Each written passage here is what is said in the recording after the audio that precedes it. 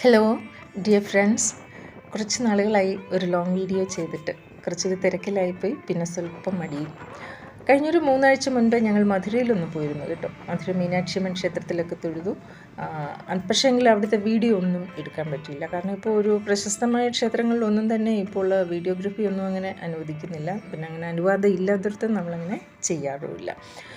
അവിടെ ക്ഷേത്രത്തിൻ്റെ റിനോവേഷൻ നടന്നുകൊണ്ടിരിക്കുകയായിരുന്നു. അതുകൊണ്ട് പുറമേ നിന്ന് ക്ഷേത്രത്തിൻ്റെ ഗോപുരങ്ങളുടെ ഫോട്ടോ പോലും എടുക്കാൻ പറ്റിയില്ല. എന്താണോ, മൊത്തം കവർ ചെയ്തിരിക്കുകയായിരുന്നു.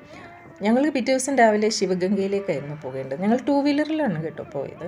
അപ്പോൾ ശിവഗംഗയിലേക്ക് പോകേണ്ടത് കൊണ്ട് അന്ന് ഞങ്ങൾ മധുരയിൽ സ്റ്റേ ചെയ്തു.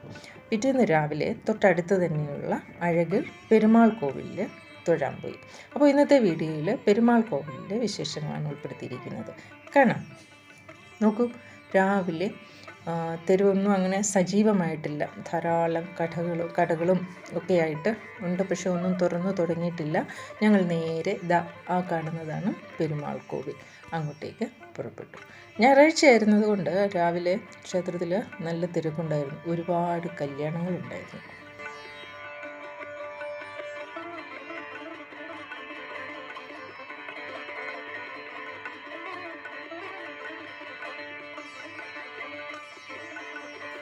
കൂടൽ അഴകർ പെരുമാൾ കോവിൽ എന്നാണ് ഈ ക്ഷേത്രത്തിൻ്റെ പേര്. മധുര മീനാക്ഷി ക്ഷേത്രത്തിൻ്റെ തൊട്ടടുത്ത് തന്നെയായിട്ടാണ് ഈ ക്ഷേത്രവും സ്ഥിതി ചെയ്യുന്നത്. ഒരുപാട് പഴക്കമുള്ള ക്ഷേത്രമാണ്. 3-ാം നൂറ്റാണ്ടിലെ സംഘം സാഹിത്യത്തിലും 4000 ദിവ്യപ്രബന്ധം തുടങ്ങിയവയിലൊക്കെ തന്നെ ഈ ക്ഷേത്രത്തെക്കുറിച്ച് പ്രതിപാദിക്കുന്നുണ്ട്. വിഷ്ണു ക്ഷേത്രമാണ്. 108 ദിവ്യദേശങ്ങളെന്ന് കേട്ടിട്ടില്ലേ, അതിൽ ഒന്നാണ് ഈ ക്ഷേത്രം. വിഷ്ണു ഇവിടെ വിയൂക സുന്ദരരാജനും ലക്ഷ്മി മധുരവള്ളിയും എന്നാണ് അറിയപ്പെടുക. തമിഴ് ദ്രാവിഡ ശൈലിയിലാണ് ഈ ക്ഷേത്രം നിർമ്മിച്ചിരിക്കുന്നത്.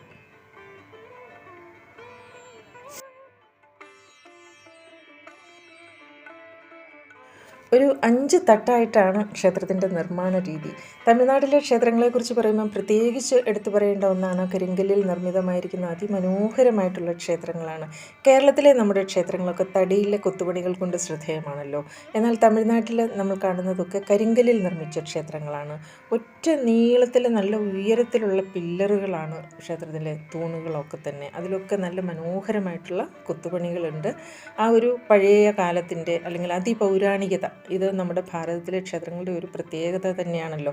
അതിപൗരാണികതയും വാസ്തുവിദ്യയും ആ ഒരു നിർമ്മാണ ശൈലിയും ഒക്കെ കൊണ്ട് ഏറെ മനോഹരമാണ് ഈ ക്ഷേത്രവും. വലിപ്പം കൊണ്ടും വളരെ ശ്രദ്ധേയമാണിത്. 2 ഏക്കറോളമാണ് ക്ഷേത്രത്തിൻ്റെയും കോമ്പൗണ്ടിൻ്റെയും വിസ്തൃതി.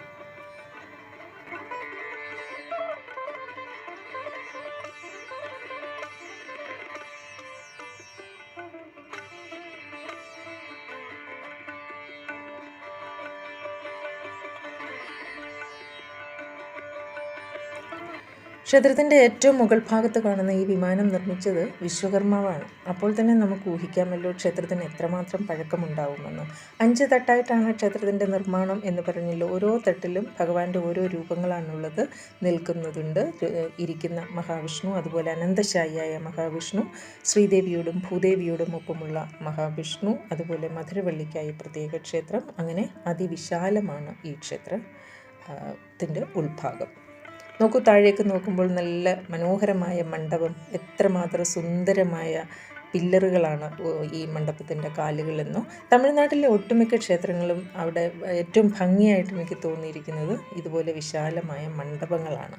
നമ്മൾ മധുര മീനാക്ഷി ക്ഷേത്രത്തിൻ്റെ ഉള്ളിലുമുണ്ട് 1000-കാൽ മണ്ഡപം. അങ്ങനെ ഈ പടികൾ കയറി നമുക്ക് മുകളിൽ ചെല്ലാം. അവിടെയും ഭഗവാന്റെ രൂപമുണ്ട്, ദർശിക്കാം. അതുപോലെ തന്നെ താഴെയും ഒക്കെ എല്ലായിടവും ഞങ്ങൾ നല്ല ഭംഗിയായി തന്നെ തൊഴുകയുണ്ടായി.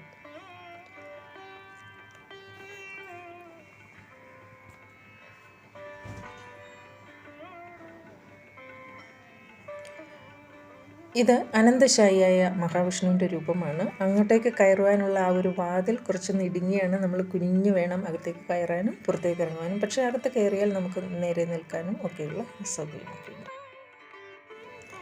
അതുപോലെ തന്നെ ഇതാ നോക്കൂ, കൊത്തുപണികൾ. എത്ര ദേവീദേവന്മാരുടെ രൂപങ്ങൾ മനോഹരമായിട്ട് കൊത്തിവെച്ചിരിക്കുന്നു. ദശാവതാരമുണ്ട്. അതുപോലെ ഭൂദേവി, ശ്രീദേവി, വരാഹം, ലക്ഷ്മി, നരസിംഹം, നാരായണമൂർത്തി, അങ്ങനെ എല്ലാ രൂപങ്ങളും ഇതിൽ കൊത്തിവെച്ചിട്ടുണ്ട്. തമിഴ്നാടിൻ്റെ ഒരു രീതി അനുസരിച്ച് അവരിതെല്ലാം കളർഫുള്ളായിട്ട് പെയിൻറ്റ് ചെയ്തിട്ടുണ്ട് എന്നുള്ളതാണ്.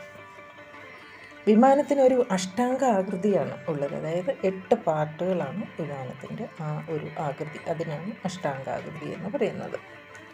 ഏറ്റവും വലിയ പ്രത്യേകത ഇത് താഴേക്ക് ഒരിക്കലും ഈ ഒരു വിമാനത്തിൻ്റെ നിഴൽ താഴേക്ക് പതിയില്ല. അഷ്ടദിക്പാലകരുടെ രൂപവുമൊക്കെ നമുക്ക് ഇതിനുള്ളിൽ കാണാൻ സാധിക്കും. ഇത് മധുരപള്ളിക്കായി പിൽക്കാലത്ത് പണി കഴിപ്പിച്ച ക്ഷേത്രമാണ്. 1923 ഇതിൻ്റെ നിർമ്മാണം. മധുരവള്ളി തായർ ക്ഷേത്രം.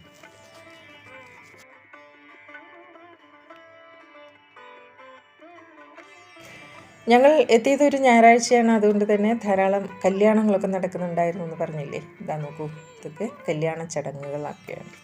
ഒരുപാട് ആളുകളൊക്കെ അകത്തുണ്ട്, പക്ഷെ അവിടെയൊന്നും നമുക്ക് ഫോട്ടോയൊന്നും എടുക്കാൻ പറ്റില്ല.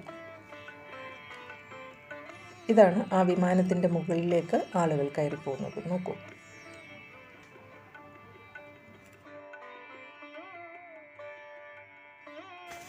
ക്ഷേത്രത്തിൻ്റെ ഉൾഭാഗത്തൊക്കെയായി ധാരാളം ശിലാലിഖിതങ്ങൾ നമുക്ക് കാണാൻ പറ്റും. അതിലൊക്കെ തന്നെ ഈ ക്ഷേത്രത്തിൻ്റെ നിർമ്മാണത്തെക്കുറിച്ചും അതുപോലെ തന്നെ ഉപയോഗിച്ചിരിക്കുന്ന ഓരോ ഗ്രാനൈറ്റിനെയും അതിൻ്റെ സംഭാവനയും ഒക്കെ വളരെ വിശദമായിട്ട് രേഖപ്പെടുത്തിയിട്ടുണ്ട്. അർദ്ധമണ്ഡപം, അതുപോലെ ധ്വജസ്തംഭ മണ്ഡപം, പിന്നെ ഹേമപുഷ്കരണി മണ്ഡപം ഒക്കെ എങ്ങനെയൊക്കെയാണ് നിർമ്മിച്ചിരിക്കുന്നതെന്നൊക്കെയുള്ള വിവരങ്ങളൊക്കെ നമുക്ക് ഈ ശിലാലിഖിതങ്ങളിൽ നിന്നും ലഭ്യമാണ്. ഇതുകൂടാതെ ക്ഷേത്രത്തെക്കുറിച്ചുള്ള ഐതിഹ്യം എന്താണെന്ന് വെച്ചാൽ, പണ്ട് 4 വേദങ്ങൾ മോഷ്ടിച്ചു കൊണ്ടുപോയ സോമുഖൻ എന്ന അസുരനെ നിഗ്രഹിക്കുന്നതിനായി വിഷ്ണു മത്സ്യാവതാരമെടുത്തതാണ് കൂടൽ അഴകർ എന്ന് വിശ്വസിക്കപ്പെടുന്നു. തെങ്കാല രീതിയിലാണ് ഇവിടെ പൂജാവിധികളൊക്കെ ചെയ്യുന്നത്. വർഷത്തിൽ 3 ഉത്സവമുണ്ട്. വൈകാശി മാസത്തിലെ അഥവാ മെയ് ജൂൺ മാസത്തിലുള്ള ബ്രഹ്മോത്സവമാണ് ഏറ്റവും പ്രധാനപ്പെട്ടത്. 14 ദിവസമാണ് ഈ ഉത്സവം. കൂടാതെ എല്ലാ ദിവസവും 5 നേരം പൂജയുണ്ട്.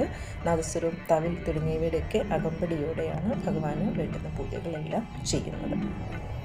അങ്ങനെ എല്ലാം കൊണ്ടും കാഴ്ചയ്ക്കും നമ്മുടെ മനസ്സിനും ഒക്കെ സന്തോഷവും ഒരു പ്രത്യേക അനുഭൂതിയും ഒക്കെ നിറയ്ക്കുന്ന ഒരു വളരെ പ്രധാനപ്പെട്ട പൗരാണികമായ ഒരു ക്ഷേത്രമാണ് കൂടൽ അഴകർ പെരുമാൾ ക്ഷേത്രം.